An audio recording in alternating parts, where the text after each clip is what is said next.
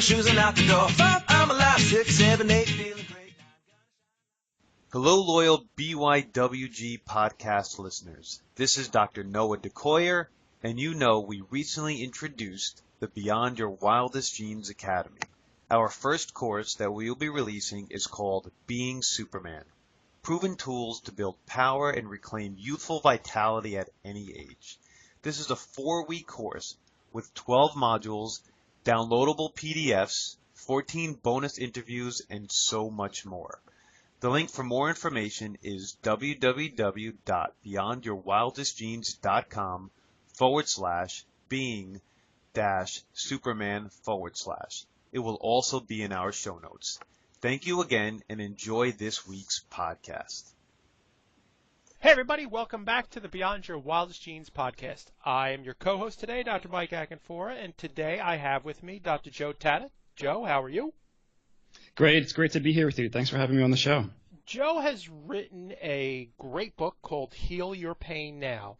I'm going to get into this book in a minute, but first I want to read you Dr. Joe's bio, and then we'll get right into it. So Dr. Joe Tatta is a doctor of physical therapy, board-certified nutrition specialist, and a functional medicine practitioner who specializes in treating persistent pain and lifestyle-related musculoskeletal, metabolic, and autoimmune health issues.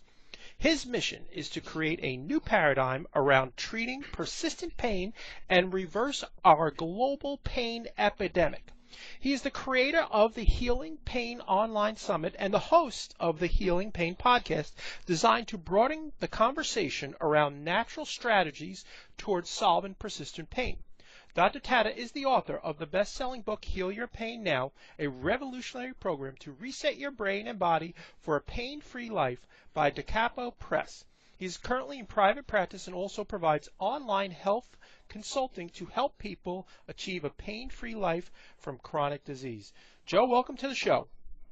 It's great to be with you. I'm glad to be talking to you about this important topic today. Absolutely. And Joe, we are neighbors. I did not realize before we spoke that you're right in Manhattan, right across the river from us in little old Bayonne. Yeah, so we'll compare our New York accents and our Jersey accents, and we'll give people a lot of great information. What do you mean? What accent you talking about, huh? Yeah. So, Joe, could you tell people about your journey for us and start wherever you want with that? Sure. So I am a doctor of physical therapy, so I'm a licensed physical therapist, and my journey really starts when I was much, much, much younger, probably around the age of 8 years old. And for me, it was from a family member. My mom, who was a nurse, actually worked in a hospital where she did adolescent cancer medicine. So she worked with kids who were sick with cancer, and she actually worked the night shift. So during the day, she took care of the husband and the house and the kids and the dog and all the things that super moms do. And at night, she went to work and, worked on this adolescent cancer floor. And this was back in the 80s when we didn't have the medical technology we have today, and kids were very sick, and oftentimes they were terminally ill. So she did that for a number of years. And as you know, Michael, when you work the night shift, it has awful effects on your health. So after about 3 or 4 years, mom wasn't doing too good. So she was, fatigued. Nowadays, we probably would call it, adrenal fatigue. Back then, we just kind of called it burnout. She had digestive issues. She had chronic back pain. She had chronic neck pain. She kind of bounced back and forth between anxiety and depression. So I watched kind of this woman who, she was obviously she was my parent, and she was a member of the community and helped a lot of people through her own, journey as being a nurse. But I watched her kind of hit rock bottom, and then I watched her heal herself 100% naturally. And I watched her change, kind of some of the major things in her life that probably we'll talk about today on the podcast. And as I watched her transform herself and transform her health, it had a real impact on me. And I said, I'd like to be able to teach people how to do this, because obviously we have a lot of people who have not only chronic health conditions, but also chronic pain. In addition to that, I was also a competitive gymnast, so I had the kind of physicality, the interest in the body and exercise. So physical therapy was a perfect mix for me. So that's part of my journey, is how I got into the actual profession. Oh, cool. That's really neat. And your mom, so she truly was able to heal herself just using natural solutions. Yeah, and what's so interesting about that story is that oftentimes I find that, traditional physicians and nurses, because they're so close to the major medical paradigm, that oftentimes they reach first for the medication because that's what they're trained in, or they reach for the surgery or the injection or whatever it is that, our major medical establishment has pushed forward. And she didn't. She really said, I think I know what the problem is, and I'm just going to go about solving it in the ways that she went about it. And she really had a lot of issues, and they didn't all happen overnight. I think this is common in all of our lives. Whenever you've been through a health crisis, it's like all of a sudden you wake up one day and you have high blood pressure and you're overweight and your cholesterol is out of whack. And it didn't all happen overnight. It happens over years or sometimes decades. Mm-hmm. And slowly you learn how to, turn the hands of time back and turn the clock back and restore your health. So would you say that these were the seeds that started you towards writing a book, or that came a little later? Well, that came later. So I started practicing as a physical therapist in about 1996. And I've worked in, almost every type of, environment that a physical therapist can work in. I worked in an acute care hospital. I've worked in a nursing home. I've worked in an adult rehab center. And I've worked mostly in private practice. And I had my own private practice that was successful. And I did that for probably about 18 years. And as I watched the practice grow, so it was an outpatient physical therapy practice. As I watched the practice grow, I was helping a lot of people, but I also was very aware of chronic disease and, of course, chronic pain. As a physical therapist, the one thing that we treat day after day is chronic pain in all sorts of different shapes and forms. And as I watched this chronic pain epidemic grow, I said, my practice is wonderful and I'm reaching a lot of people on a daily, weekly, yearly basis. But how to deliver message in a way, how to reach more people. And for me, it's obviously the book is a big part of that, and as well as the rest of the platform that I've built. That's awesome. So can you talk to our community a little bit about the actual numbers around pain? Because in reading your book, these numbers are just astounding. And if you can just lay some groundwork here with how big of a deal this is. Yeah, it's a great place to start, and I think as a chiropractic physician, you know this as well as I do, that 1 out of every 3 Americans has a chronic pain type syndrome. So that's probably about 116 million Americans. So chronic pain is our largest chronic disease epidemic. It affects more people than heart disease, diabetes, cancer, and HIV combined. And the numbers we see in the United States are actually very similar to the numbers we see around the rest of the world.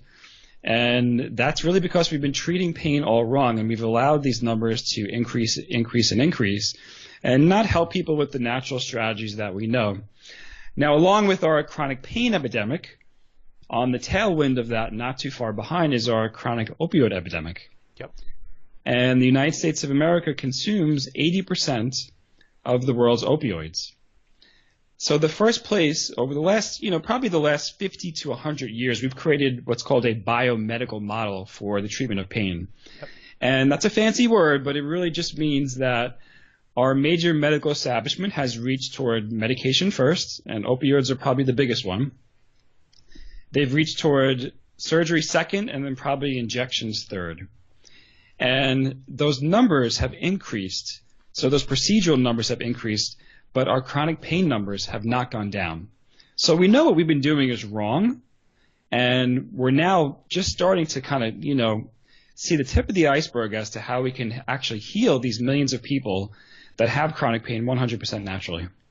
That is brilliant. Those numbers are frightening, and like yourself, I see folks every day, and it's phenomenal that you've taken the time to write the book, because in speaking with a lot of authors, I know that is just a daunting task.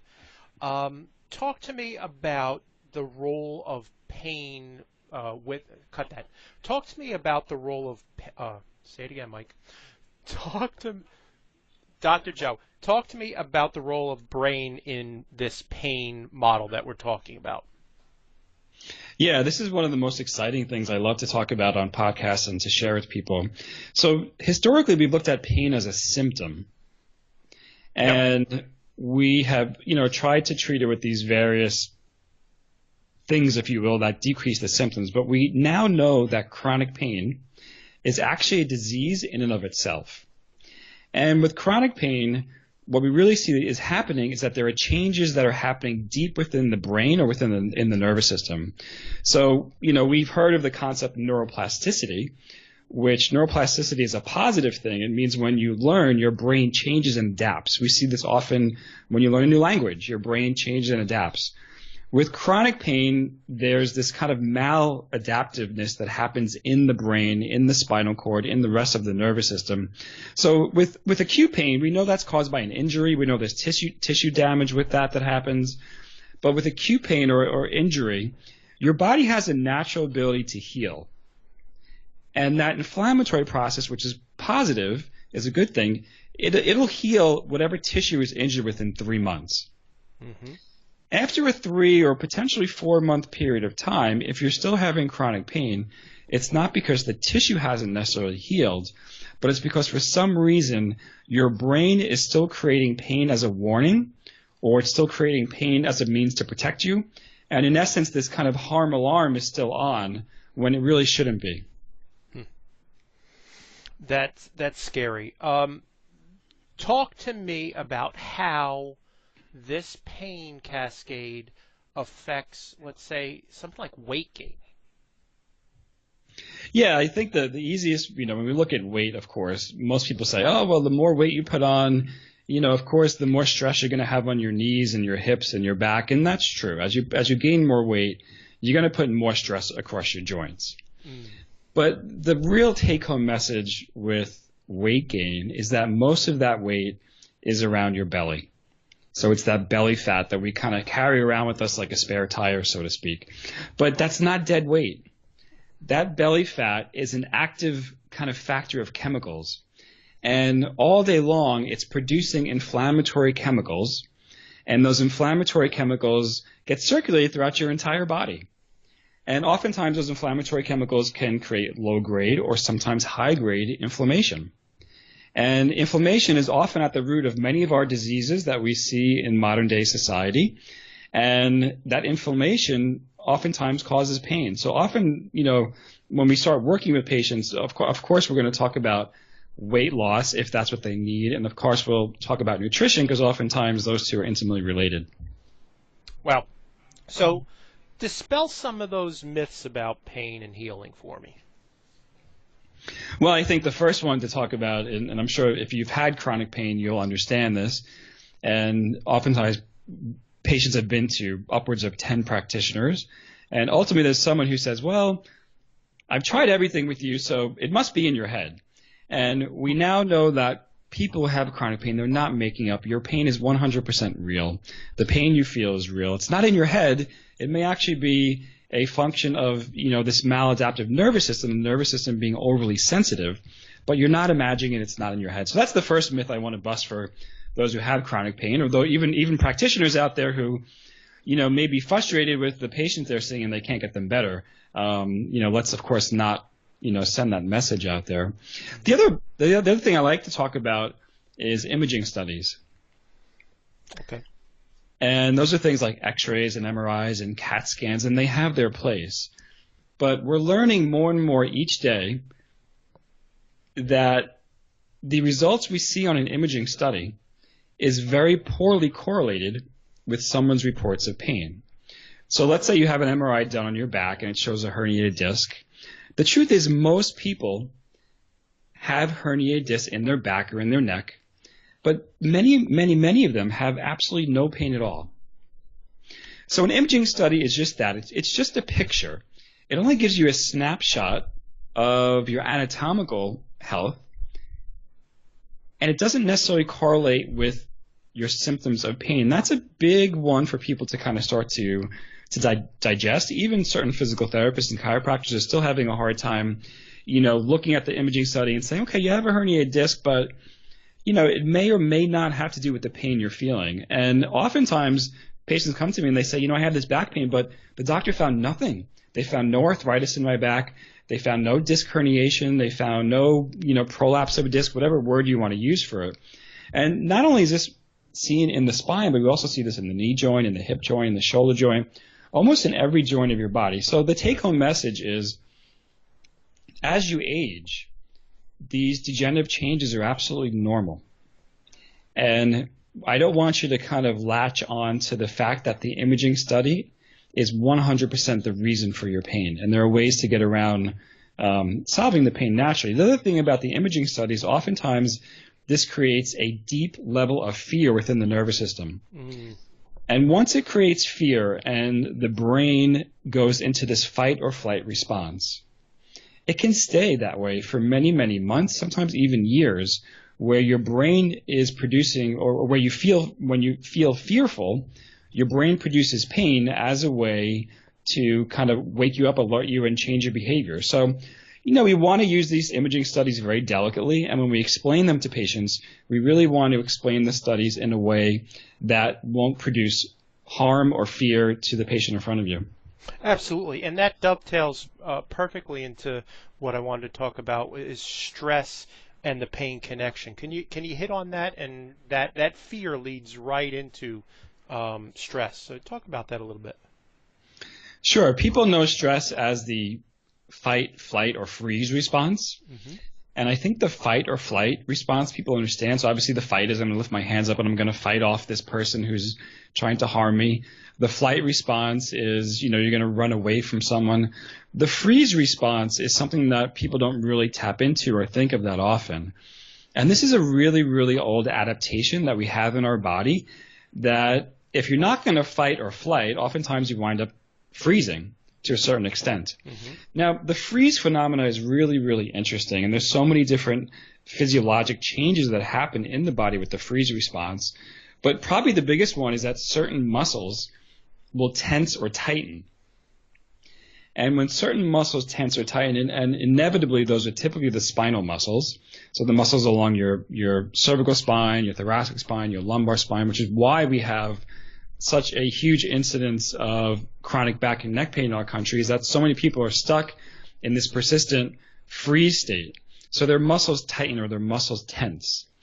When that happens, there's also decreased blood flow that comes to the muscle. So you're not getting healthy nutrition to the muscle, and you're not taking the waste products away from the muscle. Your brain will pay less attention to those parts of your body because you don't really need them. Your brain is more focused on your arms and your legs for fight or flight. The other really big thing I like to talk about and try to drive home with people is that when you're in this fight, flight, or freeze response, cortisol levels rise. Now, we know cortisol is the stress hormone, and it creates stress. It creates problems with blood sugar. But the really fascinating thing about cortisol that I found when I started researching for my book, Heal Your Pain Now, is that cortisol is really good at laying down memories. So every time you're in this fight or flight response, your body will lay down a memory and say, okay, I'm going to remember this situation. So that may be when you're stressed out in traffic. That's a memory. It may be when you have that Wednesday meeting at work that's stressful. That's a stress memory. It may be that, that mother-in-law that you run into on, the family picnic once a year.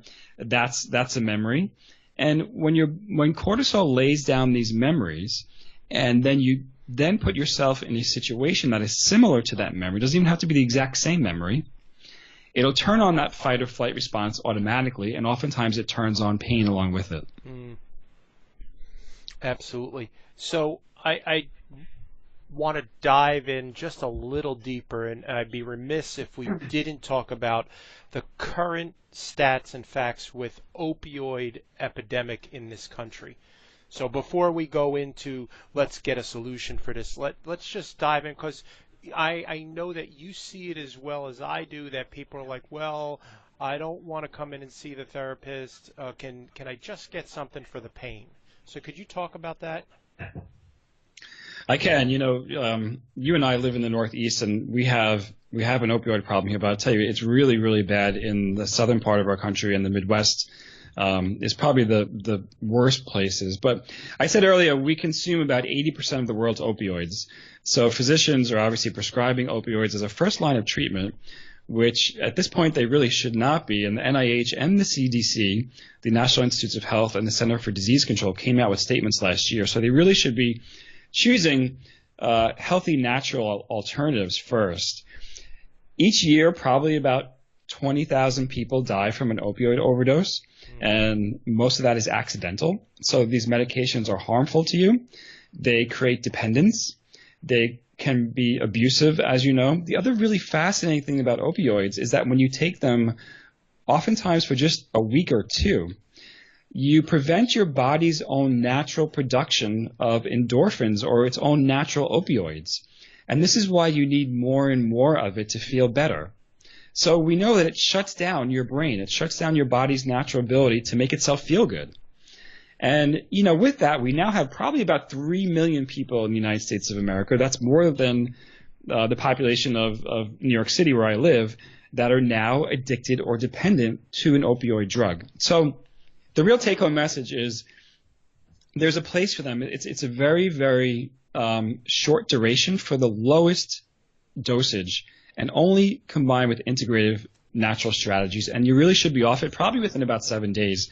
And oftentimes for common musculoskeletal pain, like, back and neck pain or some joint pain, you really should just say, no, thank you I don't want the opioid. I'd love if you could, refer me to a chiropractic physician or a physical therapist, or, if you're having problems with your weight or obesity or an autoimmune disease, then, a functional nutritionist or a functional medicine practitioner to help you with those things. Absolutely. And let's talk about functional medicine, because in the book you talk about a 3-step functional medicine approach.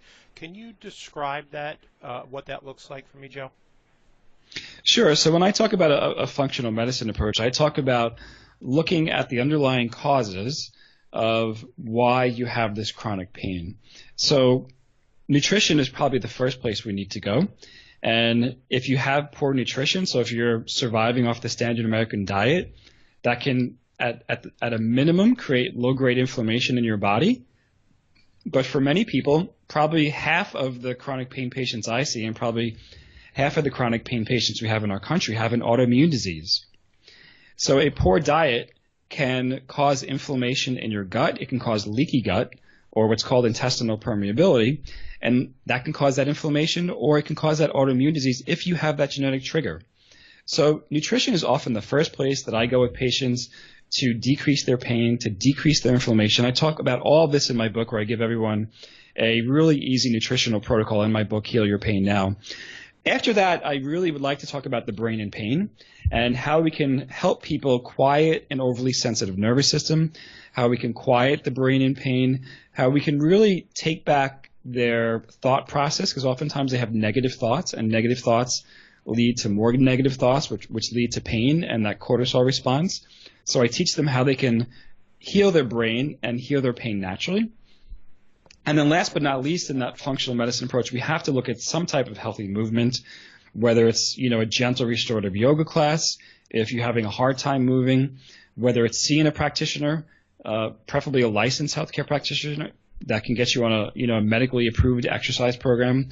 Or if you're going to the gym and you're healthy, then, we need to look at the things you really should be doing in the gym, which should be strength training and some type of high intensity interval training to wake up your mitochondria, to wake up and balance some of the hormones that have been problematic for many years. So let's dive into each of these a little bit. So tell me some innovative nutritional interventions for pain. Let's start there. Well, to keep it really simple, Yep. for the vast majority of people, if you want a really simple take home, is if it comes in a box, a can, or made by man, it probably has no place in your diet. And we're really telling people with that is we want people to be off the processed foods, and we want you to eat a diet that is 100% a whole foods diet. And just doing that right there, you may notice drastic changes in not only your weight, but also your pain. But ultimately, my patients wind up on some type of gut healing protocol where they're taking the inflammatory foods out of their diet. Those top 3 foods would be gluten, dairy, and sugar. And just by removing gluten, dairy, and sugar from your diet for about 3 weeks, you'll notice your pain go from an 8 out of 10 to a 3 out of 10, or a 5 out of 10 to a 0 out of 10. So removing those 3 inflammatory foods will help heal your gut. It'll help with weight loss. It'll lower inflammation and at times eliminate inflammation. It'll heal your leaky gut. It'll oftentimes heal your autoimmune disease. It'll do all sorts of things within your body to help heal your pain. So that's really where I go as far as the nutritional approach in helping people heal with food first. Okay, awesome. Talk a little bit about the brain and pain and what you do with that. Obviously, it's, again, a nutritional approach. Are there any specific things that you do to help with that?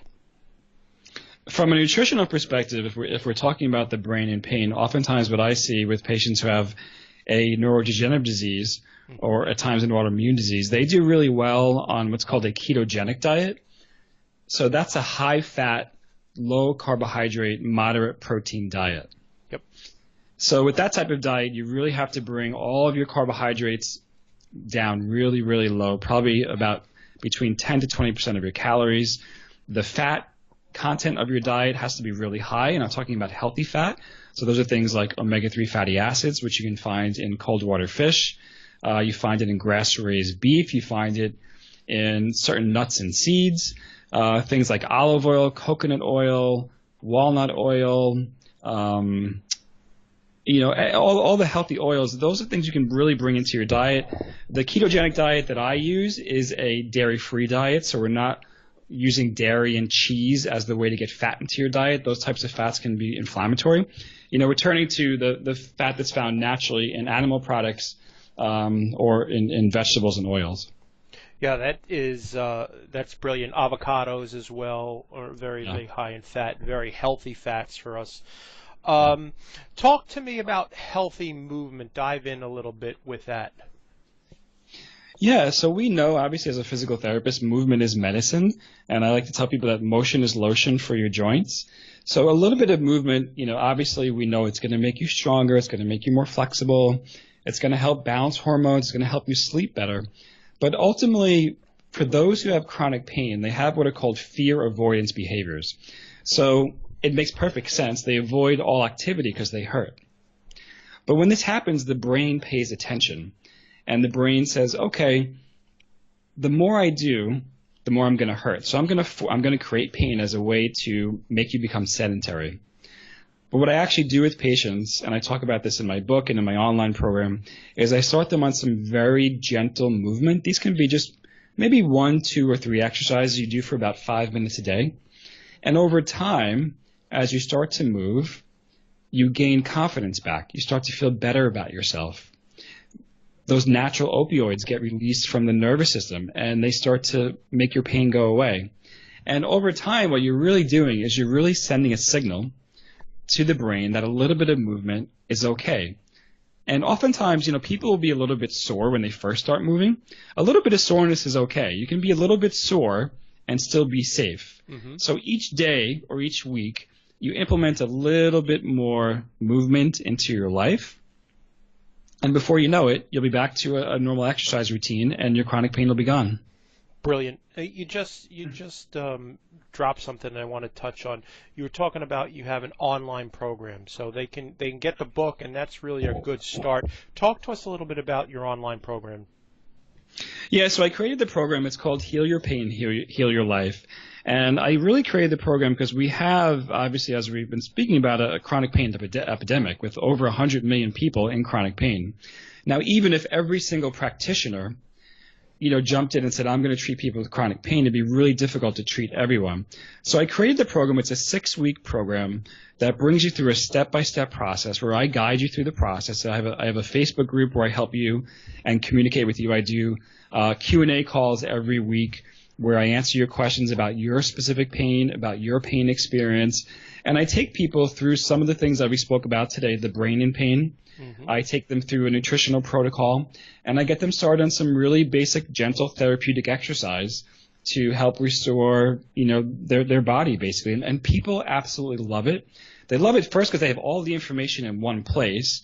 Because, Michael, you and I both know that integrative strategies work for the best for pain. So when we talk about that, we mean some type of nutritional intervention, some type of probably psychosocial intervention or psychological intervention, and then some type of movement intervention.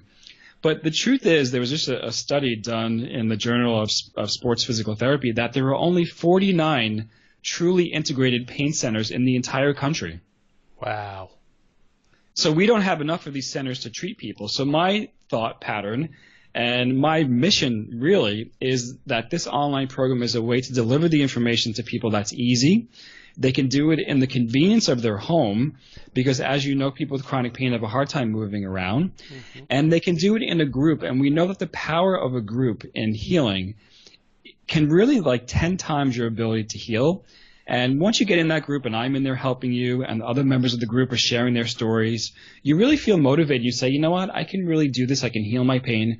I can live a life where I can, now be physically active. I can re-engage with my friends and family again. And people start showing up in your life again once pain is not a consistent problem in your life. Absolutely. We found and seen this as well, is that you really need somebody to partner with. And when you do that, that's where the success comes in any program that we're talking about. It's really having a partner and being accountable. So that's brilliant. Where can they find that, Joe? So the program is called Heal Your Pain, Heal Your Life, and it's available on my website at www.drjoetatta.com. So that's DRJOETATTA.com. And, I think what you said about the accountability is huge. I'm the lead of the program, mm-hmm. but the other members of the program help hold each other accountable, and they really provide the motivation for, okay, I slipped this weekend, I had that piece of chocolate cake I shouldn't have had at the wedding. And people say, you know what, it's okay. That day is going to pass. Today's a new day. I'm here with you on this journey. We're all healing from whatever chronic pain syndrome you have together. And it's incredible what happens at the end of 6 weeks. People have such incredible stories about, hope and healing that I love to share with people. That is brilliant. You also have a pain quiz that people can take. What's that? Oh, and folks, if you're driving, this will all be in the show notes. But what is that pain quiz? Where can they find that, Joe? Sure. It's called thepainquiz.com. So just go to thepainquiz.com. And it's a really simple 10-question quiz that will give you information about what is the root cause of your specific chronic pain problem and how to heal it naturally. I love it.